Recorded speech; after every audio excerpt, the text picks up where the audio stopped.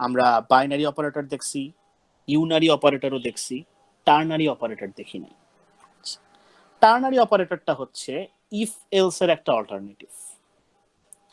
Ternary অপারেটরটা কার alternative? If else এর অল্টারনেটিভ।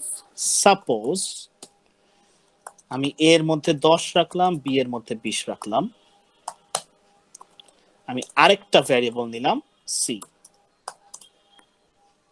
আমি এ আর বি কে চেক করব। এ যদি বি এর চেয়ে বড় হয় এ কে নিব, এ যদি বি এর থেকে ছোট হয় তাহলে বি কে নিব, just like if else. So এরকম টার্নারি অপারেটর ইউজ করার সিস্টেম হচ্ছে, প্রথমে থাকবে হচ্ছে একটা কন্ডিশন। প্রথমে থাকবে কি? ব্র্যাকেটের মধ্যে একটা কন্ডিশন। আমার কন্ডিশনটা কি? এ বি এর থেকে বড় কিনা। আচ্ছা, কন্ডিশনটাকে ফার্স্ট ব্র্যাকেটে লেখার পরে আমাকে ইউজ করতে হবে হচ্ছে কোয়েশ্চেন সাইন। আমাকে কি ইউজ করতে হবে?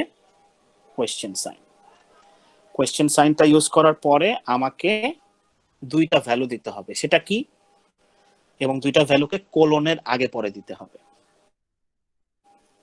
এটার সিস্টেমটা কি? সিস্টেমটা হচ্ছে আমি জিজ্ঞেস করতেছি এ কি বি এর থেকে বড়। এই কোয়েশ্চেন সাইন দিয়ে ইন্ডিকেট করে হচ্ছে আমি জিজ্ঞাসা করছি এ বি এর থেকে বড় কিনা। এই কন্ডিশনটা যদি ট্রু হয় তাহলে কোলনের বাম পাশে যাকে রাখা হবে তাকে সি এর জন্য অ্যাসাইন করা হবে।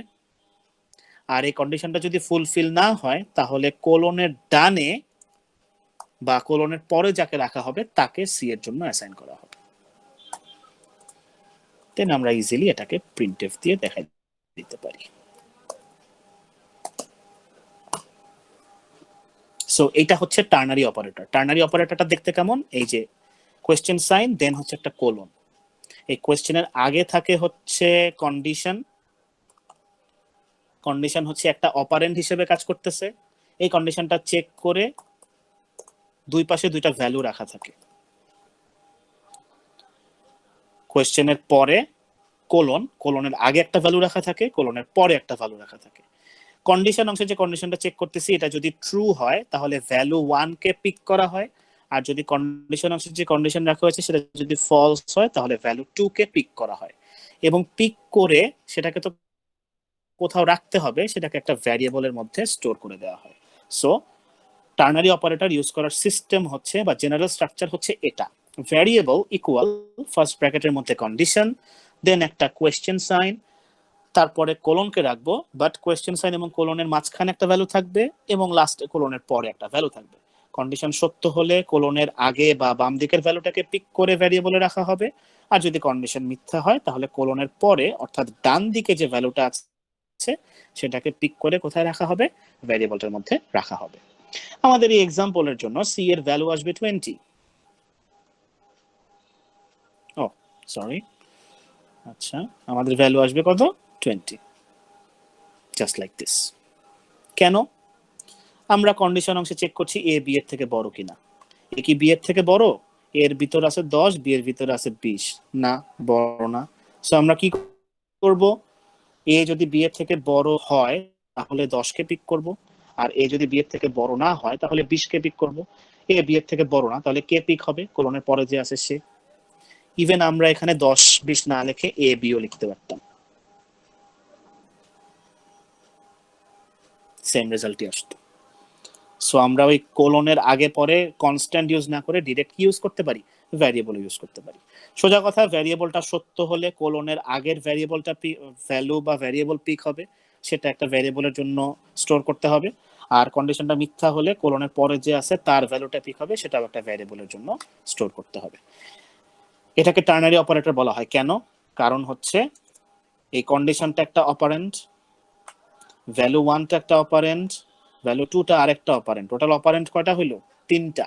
যে অপারেটর 3টা অপারেন্ড নিয়ে কাজ করে তাকে বলা হয় টার্নারি অপারেটর। এই জন্য এটাকে বলা হচ্ছে টার্নারি অপারেটর। এবং এটা ইফ এলস এর একটা অল্টারনেটিভ। কিভাবে? আমরা এই সেম প্রোগ্রামটা যদি ইফ দিয়ে করতাম তাহলে আমরা কি লিখতাম? If A greater then B. তাই যদি হইতো তাহলে আমরা সি এর মধ্যে কাকে রাখতাম? এ কে। আর যদি এ বি এর চেয়ে বড় না হইতো তাহলে আমরা সি এর মধ্যে রাখতাম কাকে? বি কে। এই জিনিসটা এই একটা লাইনেরই কি অল্টারনেটিভ না? এখানে a গ্রেটার দ্যান b যদি সত্য হয় তাহলে আমরা a কে অ্যাসাইন করতেছি কার জন্য? c এর জন্য, জাস্ট লাইক দিস। আর a গ্রেটার দ্যান b এই কন্ডিশনটা যদি মিথ্যা হয় তাহলে আমরা b কে অ্যাসাইন করতেছি কার জন্য? c এর জন্য। তাহলে a b এর চেয়ে বড় না, এটা যদি সত্যি মানে a b এর চেয়ে বড়, এটা যদি সত্যি না হয় তাহলে কোথায় যাবে? এলসে যাবে। এলসে কি করতেছি আমরা? b কে c এর জন্য অ্যাসাইন করতেছি। সো টার্নারি অপারেটর হচ্ছে ইফ এলস এর একটা short hand notation. Ternary operator if else এর একটা শর্ট হ্যান্ড নোটেশন। এই ইফ এলস লিখতে যত স্পেস টেস্ট লাগে, অনেক কিছু লাগে, এটাকে এক লাইনে লিখে ফেলা যায় এভাবে। ঠিক আছে? সো টার্নারি অপারেটর হচ্ছে এইভাবে কাজ করে থাকে, সেটা ইফ এলস এর একটা শর্ট হ্যান্ড বা অল্টারনেটিভ।